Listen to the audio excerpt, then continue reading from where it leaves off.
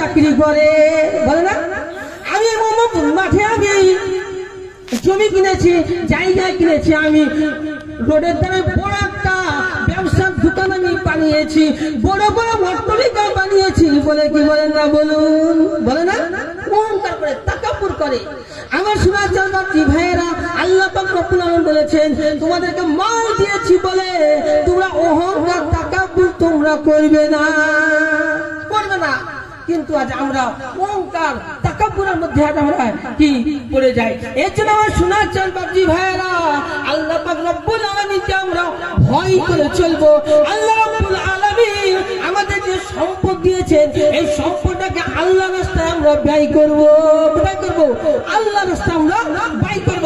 আল্লাহ রব্বুল আলামিন অন্যত্র বলেছেন, ইয়া আইয়ুহাল্লাযীনা আমানুত্তাকুল্লাহা ওয়াল তানজুর নাফসুম মা কদ্দামাত লিগাদ ওয়াত্তাকুল্লাহ ইন্নাল্লাহা খাবীরুম বিমা তা'মালুন।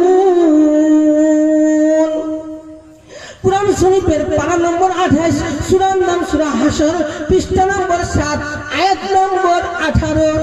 বাদিকের পৃষ্ঠার উপর থেকে একটি দুটি লাইনের পরে আল্লাহ পাক রব্বুল আলামিন জানিয়ে দিলেন, ইয়া আইয়ুহাল্লাযীনা আমানুত্তাকুল্লাহ, হে ঈমানদারগণ তোমরা আমাকে ভয় করো, তোমরা আমাকে ভয় করো।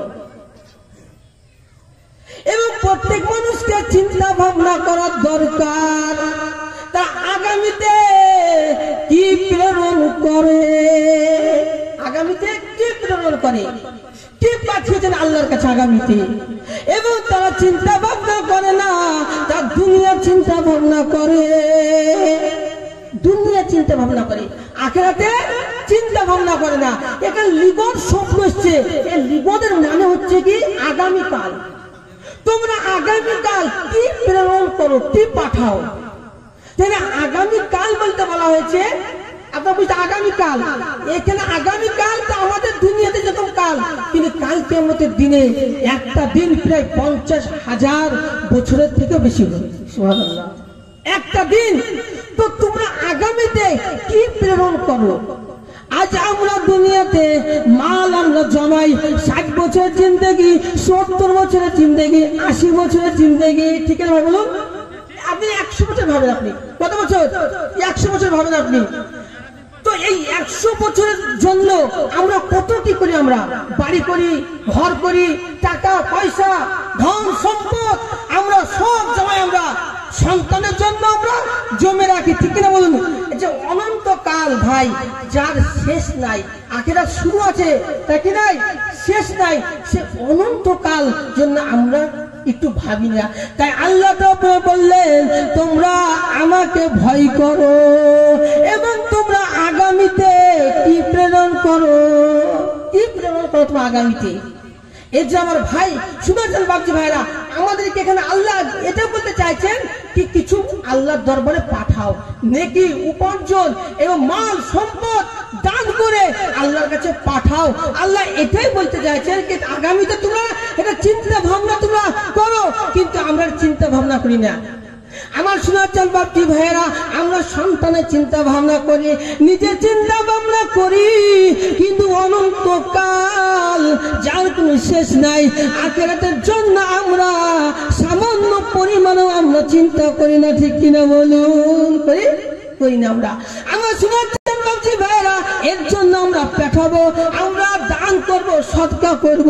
ওই সন্তান আপনার উদ্যোগ কাজে আসবে, যে সন্তান আপনার বাধ্য হবে, আপনার কি হবে? বাধ্য হবে, আপনার কথা অনুযায়ী চলবে, সে নামাজ পড়বে, সে রোজা রাখবে, সে হজ করে যাকাত দেবে। ওই সন্তান যদি আপনার থাকে তবে আপনার লাভ হবে, আর তা না হলে আপনার কোনো লাভ হবে না, কোনো লাভ হবে না। যে সন্তান আপনার অবাধ্য করবে সে সন্তান আপনাদের কোনো লাভ হবে না। ওই মাল তোমার কাজে আসবে যে মাল তুমি আল্লাহ রাস্তায় খরচ করবে, আল্লাহ রাস্তায় খরচ করলে ওই মাল তোমার কাজে আসবে। আল্লাহ রাস্তায় যদি খরচ না করেন ওই মাল আপনাকে জাহান্নামের মধ্যে নিয়ে যাবে। কোথায় নিয়ে যাবে ভাই? জাহান্নামের মধ্যে নিয়ে যাবে। এর জন্য আমার ভাইয়েরা, আল্লাহর দরবারে আমাদেরকে কিছু আগামীতে কিছু পাঠাতে হবে, দান করতে হবে, সদকা করতে হবে, ঠিক কিনা বলুন? পাঠাবেন নাকি ভাই? হ্যাঁ, আমার শোনাচ্ছেন বাপজি ভাইয়েরা, আমরা যেটা পাঠাবো আল্লাহ পাক রব্বুল আলামিন সে নষ্ট করে দিবেন না, বেকার করে দিবেন না। বেকার করবেন কখনো করবেন না।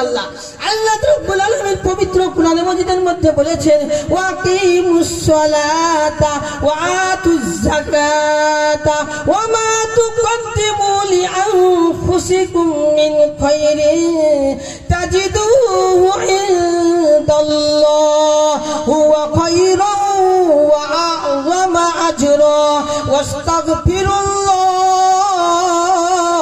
ইন্নাল্লাহা গফুরুর রহিম। কুরআন শরীফের পারা নম্বর 29, সূরার নাম সূরা মুজাম্মিল, পৃষ্ঠা নম্বর 16, আয়াত নম্বর 20, ডান দিকের পৃষ্ঠার নিচে থেকে 1 2 3 লাইনের উপরে আল্লাহ পাক রব্বুল আলামিন পবিত্র কোরআন মাজিদ নকল করে জানিয়ে দিলেন, ওয়াকিমুস সালাতা ওয়া